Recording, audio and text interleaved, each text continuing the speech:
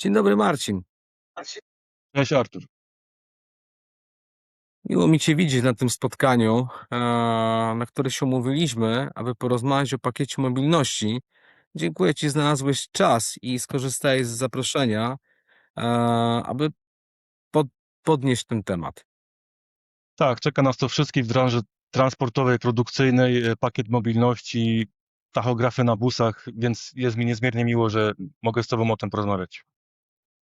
To jest ciekawe, bo pracujemy obydwaj w branży spedycyjnej, obydwaj prowadzimy oddziały, które wykorzystują auta przewoźników i ich floty, które będą podlegały temu pakietowi. I tak jak się słyszy w branży, tak jak się rozmawia z przewoźnikami, a też z klientami, część osób ma świadomość, że pakiet mobilności od 1 lipca zacznie obowiązywać, a część mam takie poczucie, że dopiero się z nim będzie mierzyć. Jakie są Twoje E, obserwacje? Niestety masz rację, to co szykuje do nas Parlament Unii Europejskiej, to są takie dosyć drastyczne rozwiązania, które no, bardzo mocno wpłyną na naszą branżę. Dlatego dobrze, że o tym rozmawiamy. Będziemy mogli się podzielić tą wiedzą, tymi informacjami z innymi, na przykład z tymi, którzy jeszcze sobie nie zdają z tego świadomości. Okej. Spróbujmy w takim razie popracować na bazie materiału, którym poruszaliśmy się ostatnio. Mówię ostatnio, ponieważ miałem z Tobą przyjemność poprowadzić spotkanie dla przedsiębiorców w Siemianowicach w kwietniu, gdzie między innymi jednym z tematów były zmiany w branży transportowej. Mam takie poczucie, że ten materiał, który prezentowałeś, który wykorzystam jako podkład do naszej rozmowy, no znalazł duże zainteresowanie wśród uczestników. No niewątpliwie przyda się wielu osobom. Marcin, e, wyświetliłem prezentację, o której wspominałem przed chwilą. Pakiet mobilności, czyli najprościej mówiąc, tachografy w busach. Dokładnie w ten sposób będziemy się z tym mierzyć. Tachografy na busach, tak, w skrócie. Tutaj często pytanie, które przy tych rozmowach pada, ale które teraz zostawimy bez odpowiedzi. Czy jest to koniec ekspresu w transporcie? Y, To pytanie tak pada, bo jest związane chyba najmocniej z tak zwanymi time critical dostawami, gdzie ten czas dostawy jest no, konieczny, żeby jak najszybciej dojechać. Jeśli mamy na nie odpowiadać, to myślę, że przejdźmy dalej i wszystko się wyjaśni. Myślę, że tak, tym bardziej, że kwestia, o czym tak naprawdę rozmawiamy, ponieważ pakiet mobilności nie jest tylko i wyłącznie hasłem. On nawet ma swoją podstawę prawną. Dokładnie w ten sposób. Są to rozporządzenia Komisji Europejskiej, regulacje czasów pracy jazdy kierowców.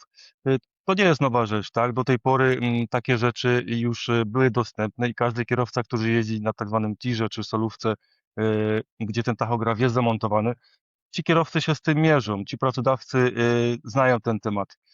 Tutaj tak naprawdę chodziło o to, że kierowcy busów, tych tak zwanych, my mówimy na to w cudzysłowie, busów, samochodów do 3,5 tony, poruszali się do tej pory po drogach bez tachografów. Kierowcy robili zapisy tych ich czasów pracy, tych ich, gdzie byli, no tak zwany zeszyt i to było wszystko takie, no nie można było tego dokładnie skontrolować, co oczywiście przenosiło się na bezpieczeństwo, tak? Nieraz ci kierowcy nie robili pauz, jechali dalej w trasę po wykonaniu jednego zadania. W tym momencie kierowca busa będzie musiał mieć to zapisane, jeździć zgodnie z rozporządzeniami, stosować się do tych obostrzeń, do tych zaleceń, tak samo jak kierowca tira. Czyli czasy, kiedy mały mógł więcej, odchodzą w przeszłość. Tak naprawdę tak, jest, będzie taki mały wyjątek, ale o tym później. To zobaczmy, powołując się na te rozporządzenia, o których wspomniałeś, czyli na tą podstawę prawną, co te regulacje lub też czego te regulacje dotyczą. Tutaj mamy możliwość omówienia podmiotów, których dotyczy nowy obowiązek, rodzaje przewoźników, taką, taki short dotyczący właśnie rozporządzenia co do zawartości. ale wydaje się, że impact jest równie ważny, czyli jakie nowe obowiązki dla przewoźników i kierowców te dyrektywy wprowadzają, jakie skutki na rynku ta zmiana może przynieść i jak branża, ale dwustronnie, zarówno transport, jak i klienci na to zareagują. Zobaczmy, kogo dotyczy obowiązek. No więc kogo dotyczy obowiązek? Ta nowa dyrektywa mówi, że pojazdy o dopuszczalnej masie całkowitej powyżej 2,5 tony. Czyli to tak naprawdę dotyczy tych busików wszystkich, bo do tej pory mieliśmy do 3,5 tony, one się gdzieś tam mieściły. W tym momencie Mhm. taki kierowca będzie musiał się poruszać z tym tachografem, z kartą kierowcy. Y, Tutaj ładnie zaznaczone na prezentacji, że obowiązek ten dotyczy aut nowych oraz już zarejestrowanych, czyli przed tą datą, bo mówimy tutaj o wprowadzeniu, ta data to jest 1 lipca 2026 roku. Od tego czasu wszyscy już będą musieli stosować się do tych dyrektyw. No i wspominałem też wcześniej o tym, że na tych busach będzie jakiś wyjątek. Ten wyjątek to jest oczywiście ta dopuszczalna masa całkowita, 2,5 tony. Mhm. Jeśli jakiś z busów nie będzie przekraczał tej masy, będzie mógł dalej się poruszać bez tachografu, tak? Są jeszcze, No przyznaj, że bus o DMC 2,5 tony, biorąc pod uwagę jego masę, nazwijmy to netto, raczej na tym wyjątku dużo towaru już nie zabierze. dokładnie w ten sposób. Musimy mieć świadomość, że samochód taki będzie ważył w okolicach ponad 2 tony, więc przestrzeń ładunkowa, może ona będzie sama w sobie większa, ale ilościowo, kilogramowo, no to może być nawet 200, 300 czy 400 kilogramów tylko. No znając specyfikację transportów, rzadko kiedy na taki samochód wejdzie więcej niż 3 palety, które będą ważyły tam te 300 kilogramów czy 400, więc tutaj prawdopodobnie zostanie przestrzeń na jedną paletę, maksymalnie dwie. Innymi słowy, obowiązek jest ustawiony do dopuszczalnej masy całkowitej. A jakie rodzaje przewozów obejmuje ta regulacja? No i to jest bardzo ważne. Tu musimy mieć świadomość, że samochody, które jeżdżą i świadczą usługi w transporcie międzynarodowym, czyli taki pojazd, który wyjeżdża z Polski, jedzie za granicę, tutaj jest obowiązek stosowania tych tachografów. Jeśli będziemy Mhm. poruszać się w obrębie państwa, firmy, która jest zarejestrowana w danym państwu, czyli zakładamy, mówimy na razie o Polsce, i te transporty będziemy wykonywać tylko w Polsce, no to ten obowiązek nas już nie dotyczy. Czyli przewoźnik z Polski jedzie po Polsce bez tachografu, niemiecki po Niemczech może jeździć bez tachografu, ale gdy chcemy już wjeżdżać do krajów ościennych, no to ten obowiązek tachografu jest obowiązkowy. No i tutaj też zauważam przewozy kabotażowe, czyli polski przewoźnik na tak zwanych przerzutach Niemcy, Belgia, Holandia również powinien mieć Tachograf. auto zgodne z regulacjami i kierowcę przygotowanego zgodnie z regulacjami. Dokładnie w ten sposób. To obowiązuje te transporty międzynarodowe i również kabotażowe, tak? No, kraju, w którym wywodzi się firma, no tutaj jedynie jest możliwość poruszania się bez. No ale zauważam, że ustawodawca był jednak łagodny, bo zwolnił z obowiązku przejazdy prywatne. Powiedz, ty prywatnie busem gdzieś się poruszasz? No, czasami się zdarzy faktycznie, ale wyobraź sobie przypadek, że na przykład firma transportowa popsuje się samochód gdzieś za granicą. Jest taka możliwość, żeby wysłać kierowcę takim busem o większej masie, żeby pomóc temu kierowcy za granicą. I tutaj wyjątkiem są właśnie takie przewozy, gdzie nie robimy tego zarobkowo. Ewentualnie kierowca, który będzie siedział za kierownicą tego busa, nie jest kierowcą zawodowym w rozumieniu tutaj prawa, tylko na przykład mechanikiem, tak? Więc on już będzie mógł załadować sobie Mhm. tego busa większą ilością towaru, tymi zastępczymi częściami i pojechać właśnie, żeby udzielić pomocy za granicę i w tym momencie ten tachograf nie będzie musiał być zamontowany. Znaczy kierowca nie będzie musiał mieć karty kierowcy i używać tego tachografu. Inaczej mówiąc, przejazd prywatny w sensie wewnętrzny, tak, na wewnętrzne zlecenie albo osobisty nie podlega regulacjom, ale każda działalność międzynarodowa, kabotażowa, Zarobkowa. poza Polską, zarobkowa, gdzie jest zlecenie transportu tej regulacji, podlega. Dokładnie tak. Jaki jest cel zatem? Wszyscy mówią zgodnie o tym, że bezpieczeństwo. I tutaj jestem w stanie się zgodzić w 100%, tak? Znamy ten rynek, wiemy, że kierowcy, busiarze tak zwani, kierowcy busów, często jeździli jak najszybciej, realizowali jedną trasę, realizowali drugą trasę, często bez odpoczynków wymaganych. Y, Tutaj te regulacje, rozporządzenie 561 jasno mówi, jakie czasy pauzy, jaki możliwy czas jazdy, więc na pewno to wpłynie mocno na bezpieczeństwo. Y, Będą również odstępstwa od tych przepisów, że kierowca, który jedzie w trasę na tym tachografie, będzie mógł wydłużyć te czasy pracy. No, ale takim najważniejszym, to o tym jeszcze porozmawiamy, ale dla mnie najważniejszym tutaj tym celem są oczywiście właśnie to bezpieczeństwo. Oczywiście pojawiają się głosy o różnych innych celach, w sensie regulacji samego tego transportu, żeby mieć świadomość i kontrolę nad tym, co się dzieje. To również oczywiście gdzieś tutaj mieści się w tych granicach.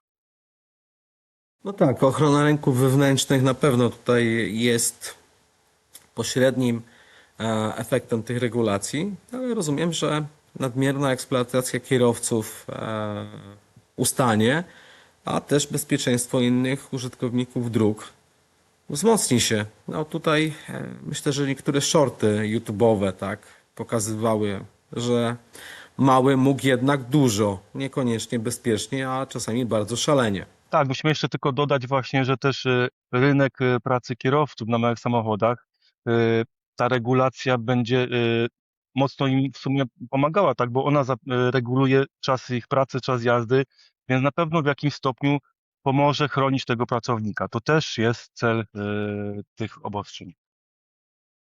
No to jeżeli mówimy o obostrzeniach, no to zobaczmy, gdzie te regulacje wprowadzają ograniczenia, limity i jakie normy będą obowiązywały teraz kierowców zarobkowo jeżdżących na pojazdach o masie DMC do 2,5, powyżej 2,5 tony. Artur, najważniejsze w tym wszystkim, jeśli ktoś zna rynek transportowy tych dużych samochodów, to wie, o czym mówimy, ale dla przypomnienia, 90 godzin jazdy w dwutygodniowym okresie tak zwanym. Nie można tego Mhm. przekroczyć. Czyli ten kierowca nie może jeździć więcej niż 90 godzin na 2 tygodnie, ale nie więcej niż 56 godzin w tygodniu takim. I to jest ta najważniejsza taka tutaj ta regulacja. To nie pozwoli tym kierowcom pokonywać większych dystansów ze względu na czas jazdy, czas tych godzin. Mm, No i dodatkowo oczywiście pauzy, tak? Dla przypomnienia, po każdej jeździe trzeba będzie wykonywać pauzy 9-godzinne, można je wydłużyć 2 razy w tygodniu do 10 godzin. Oczywiście po każdej takiej jeździe dobowy odpoczynek, więc tutaj ta świadomość tego, co kierowca będzie robił, w jaki sposób musi być bardzo duża, no bo jeszcze oczywiście w czasie jazdy, po każdym przejechanych 4,5 godzinach jazdy, 45 minut pauzy, te regulacje właśnie tyczą tego. Rozporządzenie 561 łamane na 2006, to ono o tym mówi. Oczywiście są jeszcze inne zapisy, ale najważniejsze to jest ten czas tygodniowy, pauzy dzienne, no i jeszcze pauzy tygodniowe. Po takim tygodniowym cyklu jazdy kierowca jest zobligowany zrobić pauzę 45 godzin. Tą pauzę można skrócić w niektórych przypadkach do 24 godzin, ale zakładają, że do 2 tygodni będziemy ją oddawać, brakujące godziny do tych 45. Wtedy często kierowcy mówią o takiej pauzie, jak się zapytasz go, jaką pauzę robię, on ci powie 66. To jest takie w cudzysłowie. Wiemy, że wcześniej musiał ją skrócić do 24, więc to są te najważniejsze rzeczy. Najprościej mówiąc, kierowca małego samochodu będzie podlegał takim samym zasadom czasu pracy kierowcy, jak kierowcy dużych zestawów 24-tonowych. Dokładnie tak. Jeśli tutaj ktoś pracuje z dużymi samochodami, to nie będzie miało problemu, żeby to sobie uświadomić i tak naprawdę kontrolować. Problemem największym Przełożyć. przełożyć na pracę busów. Wydaje mi się, że największym problemem będzie to tak naprawdę dla kierowców tych busów, bo do tej pory nie jeździli stosując tych zasad, a tutaj przeskok jest bardzo duży, tak? I ta świadomość ich no, musi być na wysokim poziomie, żeby wszystkie te regulacje móc stosować. No i tutaj widać, że nawet w praktyce przełożenie tych ograniczeń, zasad, limitów wpływa na przede wszystkim z punktu widzenia klienta, ale też planera w firmie przewozowej, na potencjalną symulację czasu dostawy ekspresowej. Tak, ekspres to już nie będzie ten ekspres. Na początku zadaliśmy pytanie o te ekspresy, czy to się da jeszcze zrobić. W cudzysłowie, znaczy w cudzysłowie, w skrócie, 1000 kilometrów kiedyś busem mogliśmy pokonać w te 14, 13, 15 godzin. W tym momencie, Dostawa bezpośrednio jeden kierowca do końca. tak, w tym momencie na samochodzie z tachografem tak się planuje, że mniej więcej 1000 kilometrów jest do przejechania 24 godziny. Nieważne, czy ten kierowca zaczyna od czas pracy i jazdy z punktu, w którym się załadował, czy Mhm. ewentualnie przyjechał już z jakąś z wyjechanym połówką na przykład, bo on i tak będzie musiał po tej części, przy całości jazdy zrobić pauzę dobową, tak? I tak mniej więcej na oko zakładamy, że te 1000 kilometrów to jest 24 godziny, więc różnica jest znaczna, ponad 10 godzin. Mm, Mhm. Więc jak najbardziej to będzie miało diametralny wpływ na te dostawy. Ale tutaj nawet w tej symulacji, do której za chwilę przejdziemy, to bardzo ważne zastrzeżenie. System jest bezwzględny co do wymagań i nie uwzględnia, nie interesuje go jakiekolwiek kwestie drogowe, jakiekolwiek korki, jakiekolwiek odprawy graniczne, jakiekolwiek kwestie promowe, opóźnienia na załadunku, rozładunku. Czas zapisany na tachografie jest czasem. Start, stop. Tak, to prawda. Oczywiście są jakieś wyjątki od tych wszystkich zapisów, ale to, o czym mówimy, to, co nas interesuje, to czas na dostawę. Artur, tu przełączyłeś naszą prezentację na tą symulację czasu dostaw ekspresowych. Tak, I tak. ja może nie, Ona fajnie pokazuje potencjalną zmianę. tak, ja może nie będę się tutaj za bardzo rozwodził, ale mm, co jest takim najważniejszym czynnikiem tutaj, co jest najważniejsze przy tym wszystkim, co braliśmy pod uwagę? E, Założenia są tej jazdy, tak, że po 1000 kilometrów taki wóz musiał zrobić na przykład 3 godziny, 3 godziny przerwy kierowca, po 1500 6 godzin. Jeśli ktoś jest zainteresowany, proponuję tutaj się zatrzymać na tym slajdzie i sobie to przeanalizować samemu, a my może przejdźmy do tego, tak, my przejdźmy może do tego, co nas tutaj tak naprawdę interesuje, jakie są kluczowe przekazy z tej prezentacji. No i to, co jest najważniejsze, że przy podwójnej obsadzie, bo takie możliwości również daje nam jazda na tachografach, przy podwójnej obsadzie mamy bardzo dużą różnicę w czasie tej realizacji powyżej 1000-1500 kilometrów, ponieważ ci kierowcy jadą tak naprawdę bez przerwy 45-minutowej. O tym mówiliśmy wcześniej, że taki kierowca jadący na tachografie jedzie 4,5 godziny, robi pauzę 45 minut i potem robi kolejne 4,5 godziny i pauza dobowa. Przy podwójnej obsadzie takiego czegoś już nie ma. Kierowcy muszą wystartować razem, mogą ewentualnie dosiąść się jako podwójna obsada maksymalnie w godzinie, gdy ten samochód wystartuje w pojedynczej obsadzie. No i teraz oni jadą tak Mhm. naprawdę bez przerwy. Po 4,5 godzinach przesiadają się z miejsca pasażera na miejsce kierowcy i mogą sobie jechać bez przerwy ponad 20 godzin.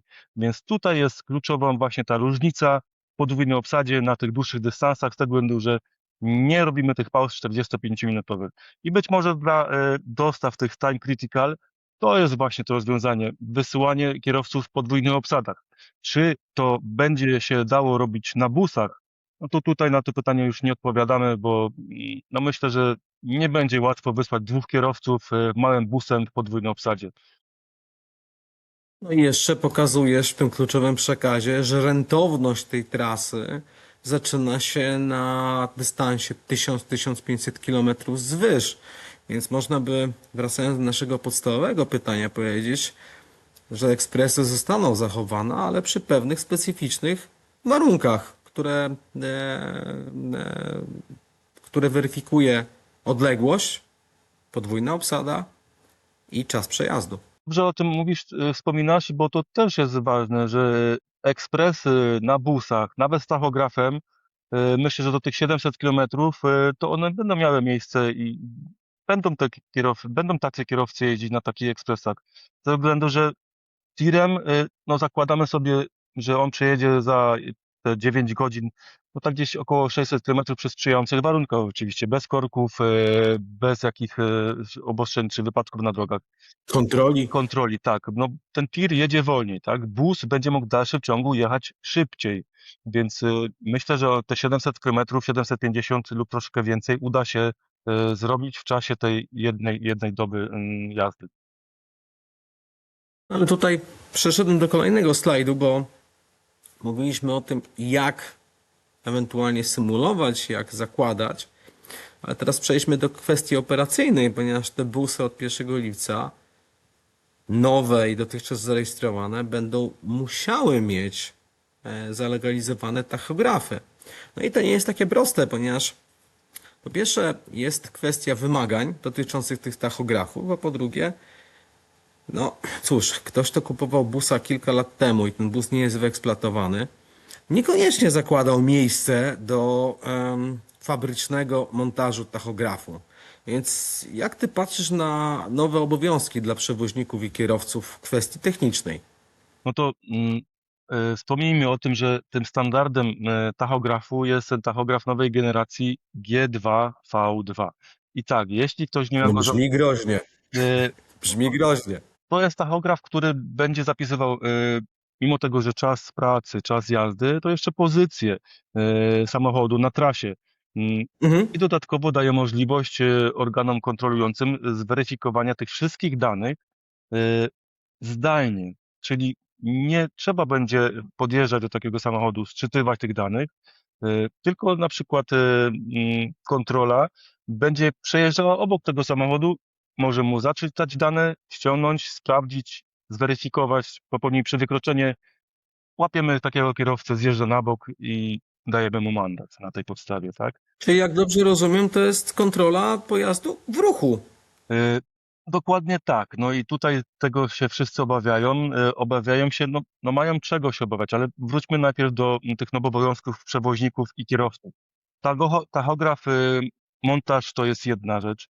Y, Koszty w tej chwili to gdzieś 3000, 4000, oczywiście w zależności od popytu, bo już słyszałem, że te ceny tachografów wraz z montażem rosną i nawet może to być oscylować w granicach 6-7 tysięcy, więc tu już jest pierwszy wydatek. Legalizacja tachografu, ona musi być bodajże co 2 czy 3 lata i również kosztuje, to są kwestie chyba tam w okolicach 300-400 zł, ale to również jest dodatkowy koszt. Na jednym busie, to jest tylko 400 zł. Gdy mamy większą flotę, no to wiadomo, mnożymy sobie i to już się potem wiąże z większymi kosztami. No a jeszcze oprócz tego, tym nowym obowiązkiem jest zapis danych z tych tachografów. Trzeba te dane przechowywać w razie kontroli wewnętrznej w firmie. No i to są z tego, co mówisz, Marcin, obowiązki, których dotychczasowi przewoźnicy na busach nie podlegali, więc dla części z nich może to być nie tylko nowe wyzwanie techniczne, ale także nowe dodatkowe koszty, których do tej pory nie ponosili. Tak, cały czas mamy świadomość, że rozmawiamy o firmach transportowych, które zajmowały się busami i tymi dużymi samochodami, gdzie już te tachografy były. No i w przypadku, gdy przewoźnik, który ma do czynienia z samochodami dużymi, tymi 13,6 czy solówkami, oni sobie z tym poradzą, On to już przerobił. wiedzą jak to robić, tak, ale ten nasz przewoźnik, który jeździł tylko busami, który nie miał z tym do czynienia, są to nowe wyzwania, oprócz finansowych, no jeszcze umiejętnościowe jak najbardziej. No tak, mówiłeś o archiwizowaniu danych, ale to nie jest tylko kwestia archiwizacji, bo karta do tachografu de facto ma status dokumentu. Dokładnie tak. No tutaj oprócz tego, że kierowca ma tą kartę, którą będzie wkładał do tachografu, to jest jego taki dokument tożsamości, można powiedzieć. E, Mhm. Przedsiębiorca też musi wyrobić sobie taką kartę przedsiębiorcy. E, Co tutaj jest najważniejsze? No, termin składania wniosków o te karty. Jeśli ktoś przegapił i nie złożył jeszcze takich wniosków o kartę, to nie jest tak, że idziemy, składamy wniosek, dostajemy na następny dzień taką kartę przedsiębiorcy Zapewne. czy kartę kierowcy. Tutaj trzeba będzie też na to poczekać, na wyrobienie. Im więcej teraz tych wniosków, na pewno te okresy, terminy wydania się wydłużą, więc jeśli ktoś jeszcze tego nie zrobił, a zamierza z tego korzystać, z tachografów na busach, no to zalecałbym udanie się jak najszybciej, żeby no nie spotkała nas ta przykra taka sytuacja, jak miało to miejsce jakiś czas temu z licencjami, gdzie został przepis wprowadzony, a niektórzy tutaj jeszcze przedsiębiorcy nie mieli na przykład licencji, a w tym przypadku kart do tachografów, gdzie tachograf już będzie zamontowany, ale samochód będzie musiał stać. Marcin, przed chwilą mówiłeś o tym, że jest zwiększony popyt na same tachografy, a tutaj okazuje się, że sam fakt posiadania urządzenia i jego montażu nie zamyka tematu. Trzeba go jeszcze zalegalizować i trzeba go jeszcze zarejestrować, zarówno na karcie przedsiębiorstwa, jak i wyrobić kartę kierowcy do tego tachografu. Formalności całkiem spore. To były jedne z nich, jedna część. No i teraz To dochodzą jest urządzenie, a teraz człowiek, tak? teraz człowiek, tak, ktoś, kto będzie to obsługiwał. Mm, No i zakładamy, że kierowca dostaje nowe urządzenie, tachograf, ma kartę kierowcy. No tylko teraz jak się do tego stosować? My musimy go wyszkolić. My musimy mu te wszystkie informacje, jak się posługiwać tachografem, jak zaznaczać kraje wjazdu, odpowiednie funkcje na tachografie, czyli tak zwana jazda, młotki, praca, odpoczynek. On musi wiedzieć, jak to robić. Y, Czyli tak, przeszkolenie dla kierowcy, no i oczywiście mówiliśmy o tej karcie przedsiębiorcy. Ktoś też ją będzie obsługiwał. Tutaj też ktoś musi zostać przeszkolony z tych wszystkich zagadnień, jak to wszystko tutaj robić. Po co to się robi? No, robimy to po to, ponieważ te dane będą zapisywane. Ktoś będzie to rozliczał. Z czego będzie nas rozliczał? To za chwileczkę też o tym powiemy, ale to wszystko ma drugie dno, nie tylko te pauzy, nie tylko te czasy. Samo rozliczenie kierowcy ze względu na kraj, w którym jedzie, tak? Ilość godzin przejechanych, to wszystko tam będzie zapisane. I teraz my musimy zgodnie z tym rozliczyć kierowcę według stawek minimalnych kraju, w którym on jechał. No Marcin, tutaj dwa aspekty bardzo ważne ja zauważam.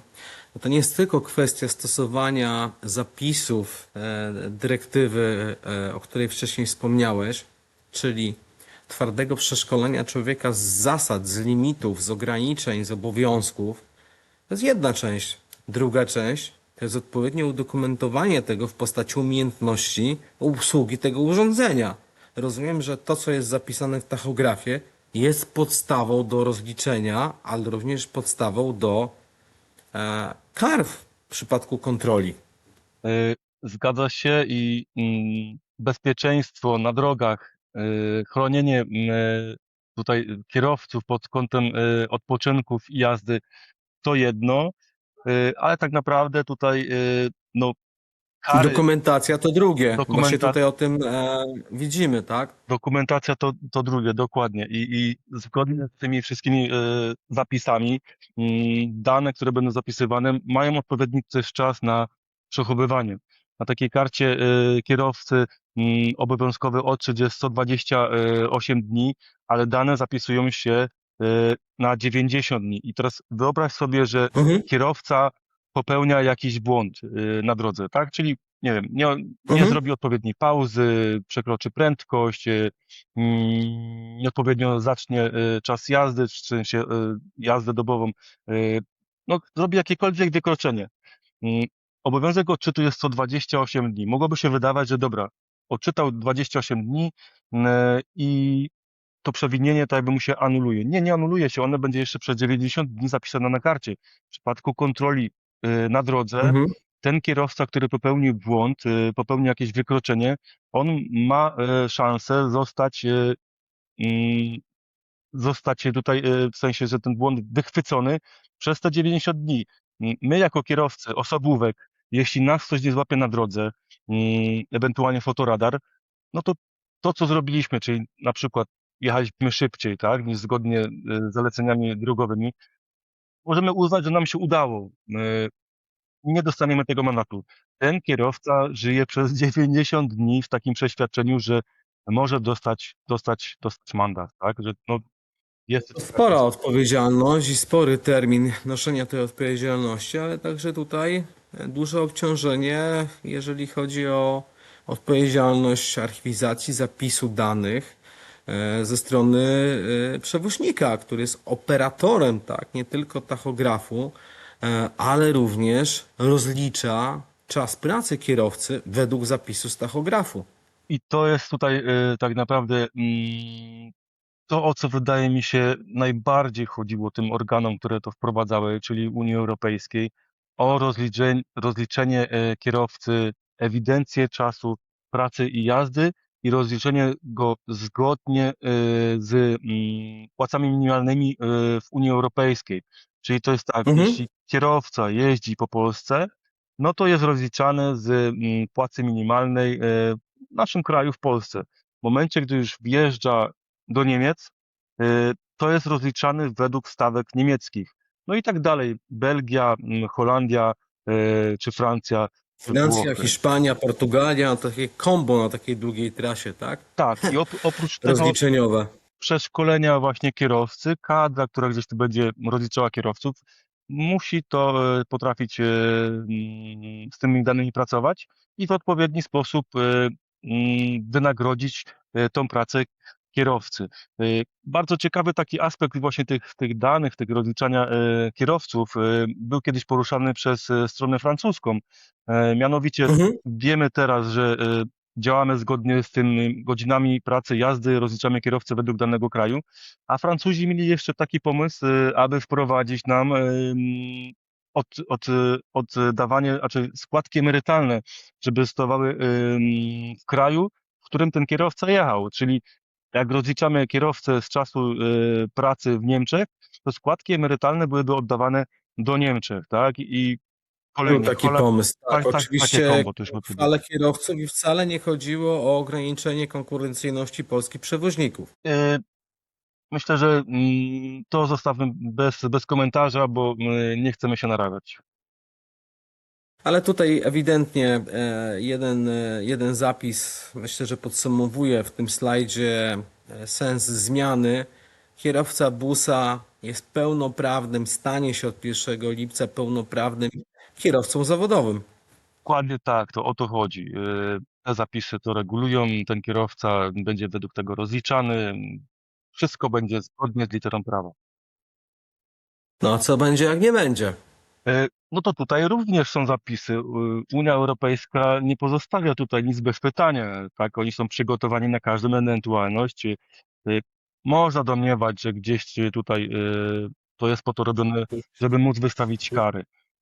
Oczywiście my robimy wszystko, żeby zapobiec temu i żeby się przygotować jak najlepiej. I proponujemy, żeby wszyscy to zrobili i żeby jednak dotrzymywali tych terminów, a przede wszystkim trzymali się tych obostrzeń. Jeśli nie mamy tachografu, nie wyjeżdżamy za granicę, nie robimy tych transportów zarobkowych, a ewentualnie tylko tutaj u nas w Polsce, tak? No dlaczego? No bo ponieważ te kary za brak tachografów są, no są spore, tak? Jak tutaj na slajdzie widzimy, że kara w Polsce za brak wymaganego tachografu to 10 tysięcy złotych. Skąd taki tutaj organ kontrolujący będzie wiedział, że może wystawić karę 10 tysięcy złotych, tak? Skoro ten bus jest nadal w Polsce, tak? A mówiliśmy, że w Polsce taki transport jest możliwy. Ano z listu przewozowego, bo w momencie, gdy kierowca zostanie coś załadowane i on dostanie list przewozowy, na którym będzie wpisany kraj załadunku Polska, ale miejsce docelowe za granicą, powiedzmy Niemcy, no to ten organ Mhm. tutaj kontrolujący już będzie wiedział, że kierowca musiał na załadunku zacząć używać tachografu. Jeżeli Tak, i jeżeli takiego listu tutaj nie będzie miał, będzie miał, nie wiem, deliverkę, bo w Polsce się jeździ na deliverkach, na WZ-kach, rzadziej CMR-kę. CMR-kę każemy wypisać kierowcy tylko ze względów tutaj naszych rozliczeniowych, żebyśmy mogli przekazać kopię ewentualnemu klientowi, odbiorcy i organom potem kontrolującym w naszej firmie. Także tutaj na tych dokumentach to jest ważne i ta kontrola, która będzie wynikała z zatrzymania, czy z jakiej, nie wiem, czy na załadunku, no to oni będą mogli stwierdzić w łatwy sposób, czy ty jedziesz za granicę, czy zostajesz w Polsce, więc no, trzeba się do tego stosować i mieć świadomość, że kary nie są małe. No tak jak mówimy, te 10 tysięcy złotych za brak tachografu, 2 tysiące dla zarządzającego, no i 300 złotych za brak ważnej karty lub jej uszkodzenie dla kierowcy. To też jest ważne, te karty są plastikowe, można ją połamać, można ją Mhm. uszkodzić, konieczna jest wymiana. Oczywiście, gdy taka karta się uszkodzi, jest możliwa jazda na tak zwanych wydrukach z tachografu. Ona jest uciążliwa i na pewno Ale jest to opcja. źle się to obsługuje, ale w przypadku takiej awarii karty, uszkodzenia, jest taka możliwość, żeby ten kierowca w bezpieczny sposób dojechał z powrotem na bazę, wyrobił sobie nową kartę. Mm, o czym jeszcze tu... Patrzę na ten zakres kar i myślę sobie, że motywacja jest wszechstronna. Od firmy, przez zarządzającego, do końcowego uczestnika tego procesu, czyli nawet dla kierowcy. Twoim zdaniem, jeżeli firma podejmuje decyzję, że wchodzi w tachografy, to na pełnej, jeżeli nie wchodzi, opłaca się ryzykować? Y, No oczywiście, że się nie opłaca, bo kary u nas to jest 10 tysięcy złotych. Za granicą te kary są dużo, dużo większe.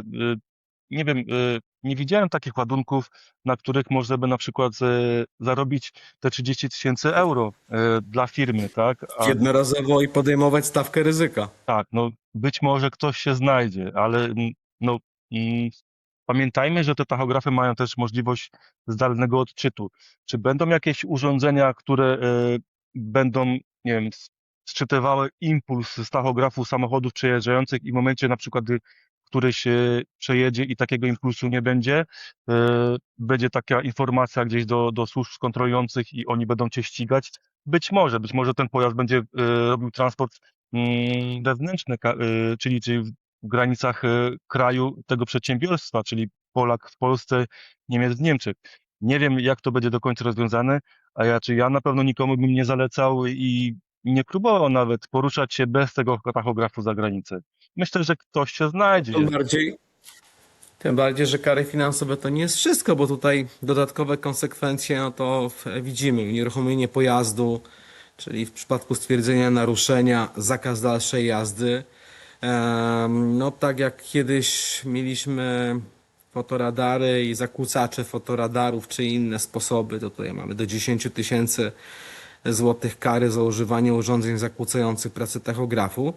No i oczywiście zarządzający flotą, przewoźnik odpowiada za naruszenia, nawet bez bezpośredniego wpływu na ich powstanie, więc koszyk motywacyjny do tego, żeby legalizować zapisy i wprowadzać je w życie, jest dosyć szeroki. Jak uważasz? E, Jak najbardziej. To, co wspomniałeś, że zawsze zarządzający tą flotą, zawsze to on jest odpowiedzialny za jakiekolwiek naruszenie kierowcy. E, To już było tak wcześniej i tak naprawdę dlaczego tak jest to interpretowane, dlaczego takie to są zapisy? To jest moja interpretacja. Ja zawsze uważam, że no, świadomość zarządcy, to co dzieje się z jego samochodem, czyli jeśli kierowca na przykład manipulował przy tachografie, kiedyś stosowało się magnesy tak zwane, że Mhm. przyczepiało się magnes do impulsatora i on nie robił zapisów na karcie. Kierowca mógł się poruszać samochodem i tutaj tachograf nie odzwierciedlał tego na karcie kierowcy. No, ja uważam, że e, przedsiębiorca, czyli właściciel samochodu, no on musi kontrolować też tego kierowcę w jakiś sposób. Na pewno mieć większą I brać odpowiedzialność za to. brać odpowiedzialność za to, bo w jakimś stopniu na pewno sobie zdają sprawę, mają GPS-y, sprawdzają te karty. więc też widzi, że na przykład pojazd stał w punkcie a nagle znajduje się w punkcie B, nie mamy żadnego zapisu na karcie, kto tym samochodem pojechał. No, wiemy o tym, tak? Naszym samochodem jeżdżą przeważnie nasi kierowcy, a tutaj powstaje jakaś luka, powinno to wzbudzić zainteresowanie i przedsiębiorca powinien zadać pytanie kierowcy, co się wtedy działo. No bo w przypadku, kiedy dochodzi do naruszenia, no to myślę, że ten pan, który mi przypomina doktora Hausa z tą czerwoną kartką, jest chyba najlepszym odnośnikiem do tego, co przewoźnika, kierowcę zarządzającego spotka. No i teraz zamknijmy temat tych kar. Przyjmijmy, że to z jednej strony, znamy wymagania, z drugiej strony znamy motywatory, znamy odpowiedzialność. Mm, Jaki jest możliwy tutaj wpływ na branżę, Marcin? Co uważasz? E, Na prezentacji mamy wypisane ten możliwy wpływ na branżę, czyli no, najważniejsze, to o którym mówimy od samego początku. Tak, Wydłużenie czasu tranzytu, czyli ten czas dostawy, no to znacząco wzrośnie tutaj dla wszystkich tych dostaw. o Oczywiście bezpieczeństwie też wspominałeś. bezpieczeństwo, koszty. Mówiliśmy, jakie to są koszty. Założenie tachografu, karta kierowcy, legalizacja, Rozliczanie czasu kierowcy. szkolenia wewnętrzne, które są bardzo ważne. My w ciągu jednego dnia, wydając kartę kierowcy, nie zrobimy z niego eksperta. Te szkolenia są jak najbardziej tutaj ważne, tak? Mm, Elastyczność, jest tutaj takie fajne hasło. No oczywiście, że tak. Mm, Nie da rady często wysłać samochodu, kierowcy wypauzowanego, na załadunek, bo jest on ograniczony tymi wszystkimi regulacjami, czyli jeśli on przyjedzie z Tak, trasy, ma dostępność spada. dostępność spada, on będzie przyjeżdża z trasy, ma wyjechane te 9 godzin, czy w niektórych przypadkach 10, musi zrobić pauzę y, i kontynuować ją tak naprawdę zgodnie z tymi przepisami.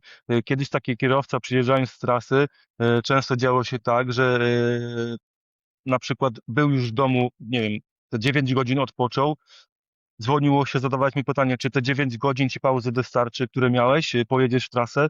On mówi, że tak, wsiadał w auto i już jechał. Tutaj musimy poczekać, żeby ta pauza się cała wykręciła, czy to dobówka, czy ta nocna. No, rynek pracy też tutaj zmieni się, bo mamy to też wypisane, i to się też łączy z tym profesjonalizmem. Y, Rynek pracy się zmieni, ponieważ będziemy mieć więcej wykwalifikowanych kierowców Kierowców zawodowych, tak. zawodowych, tak. No i pytanie, jak to się przełoży na odbiorców, tak? Na klientów. Ostatnio miałem świetne spotkanie u klienta branży automotive, który wspominał czasy w innym łańcuchu dostaw i po covidowym łańcuchu dostaw. Wspominał o absolutnym ograniczaniu, eliminowaniu, tak, dostaw ekspresowych, dostaw time critical service i użył takiego sformułowania, jeżeli mamy time critical services, to oznacza, że mamy źle zaplanowane łańcuchy dostaw, źle zaplanowaną logistykę. Eee, no właśnie. Czy przejście z modelu ekspresów na planowaną produkcję jest wszędzie możliwe? Y, No wiemy to z autopsji, z tematów, które obsługujemy, że we wszystkich przypadkach się to nie da. Y, I też nie mówimy o tym, że coś jest produkowane w jednym miejscu i dostarczane bezpośrednio do sklepu i teraz jeśli tutaj nam Mhm. zawali coś się na produkcji, no to było źle zaplanowane. Pamiętajmy, że do tego miejsca, w którym jest coś produkowane i dostarczane do sklepów, często przyjeżdża to z innych miejsc, w których również jest wyprodukowany jakiś komponent. Do tamtego miejsca ktoś dostarcza inny komponent i można by tak rozwijać tą sieć, czasami może i w nieskończoność. Może to jest nadużycie, nieskończoność, ale na pewno nie mamy tylko jednego miejsca, w którym się coś produkuje. I to, co powiedziałeś, jeśli ktoś mówi, że y, źle coś jest zaplanowane, no opóźnienie może wynikać z różnych powodów. Zachorowanie załogi, tak?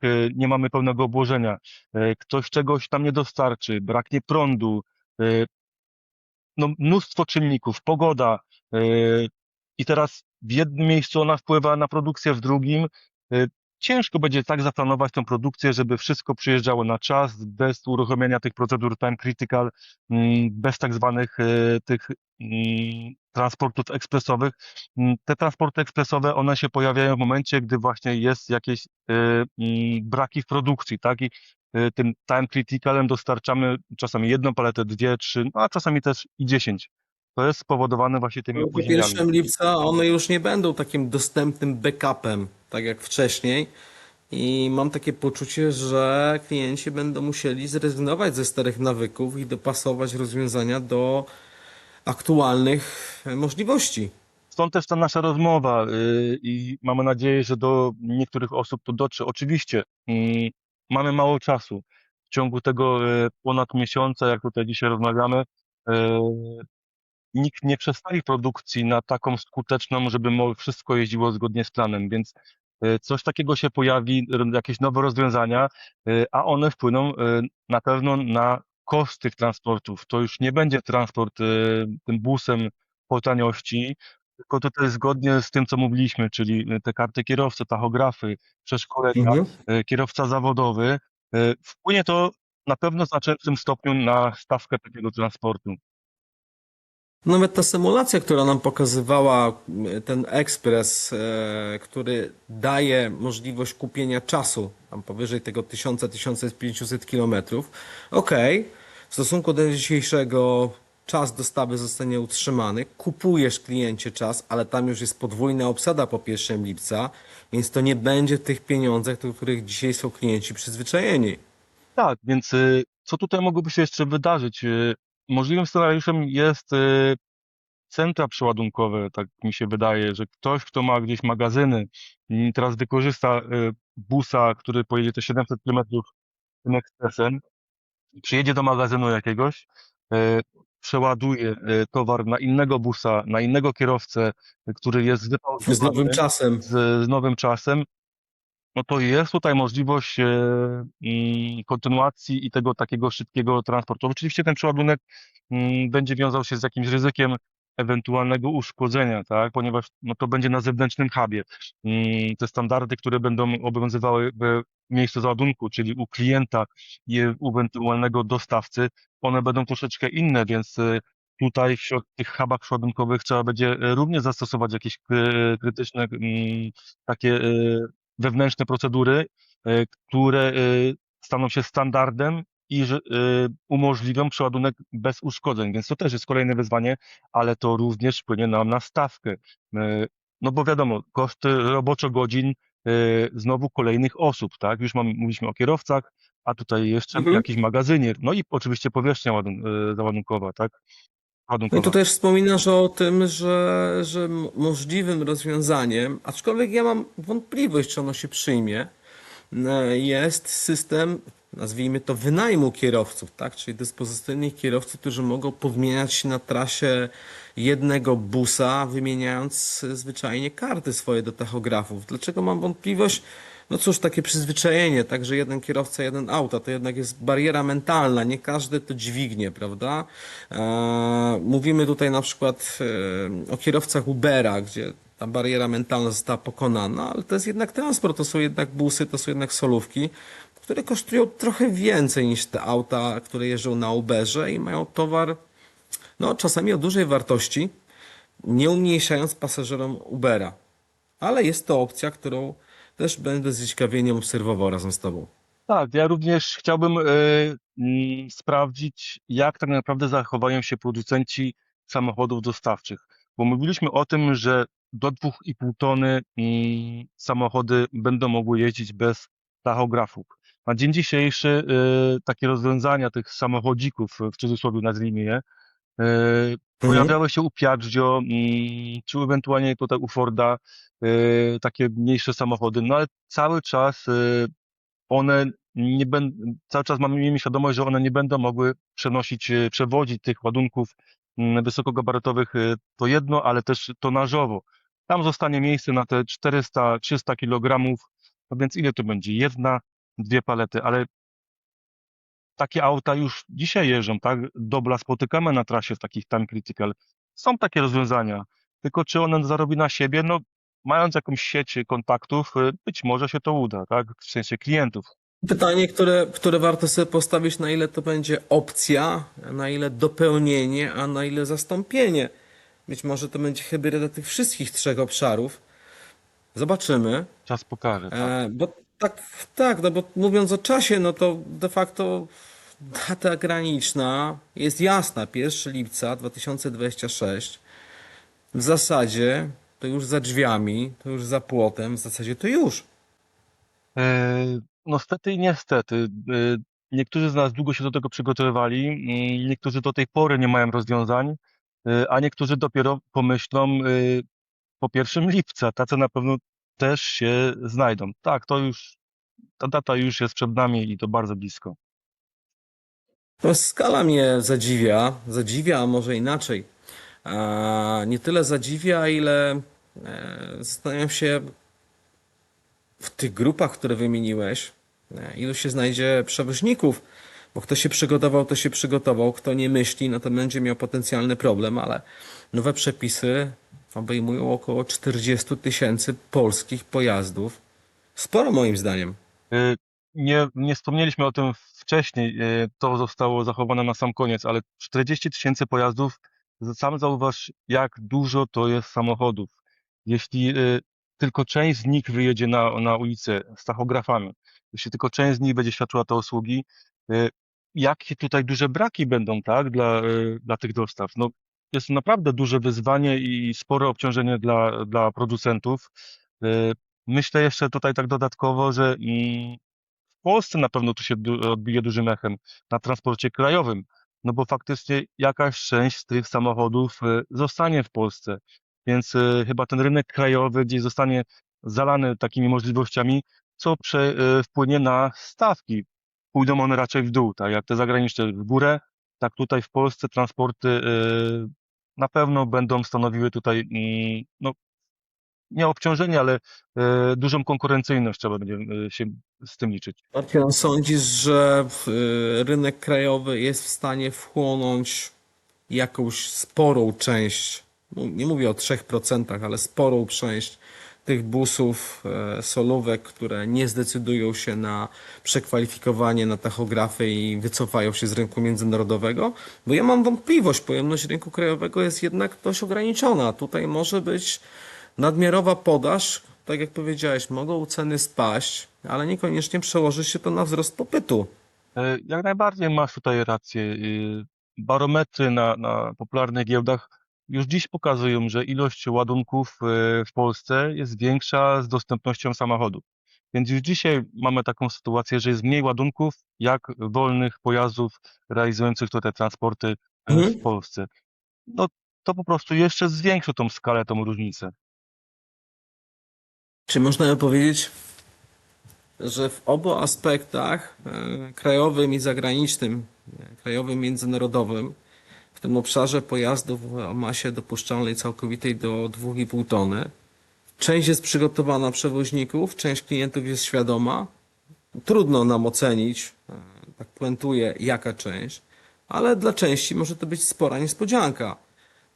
Zostało kilka tygodni, dosłownie kilka.